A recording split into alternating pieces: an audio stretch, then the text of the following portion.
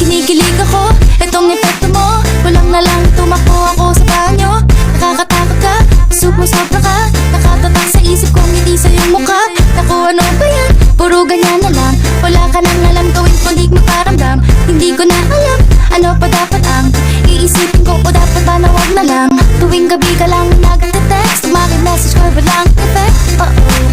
Nag-aantay kung ano nang next. Upang aking utak ay masip. O ano ba nadarama? Huwag nang paligoy-ligoy, paligoy-ligoy pa. Pwede ba? Huwag ka nang magrama. Huwag nang paligoy-ligoy, paligoy-ligoy pa. Kwento-kwento ka tungkol sa bagay-bagay. Pag-usapan namin natin tayo medyo bagay. Ngunit mabagal ka, di mo maisipin sa bagay. Kunting tiis na lang, malapit na akong magbabay. Ano ka ba naman? Ganyan-ganyan na lang.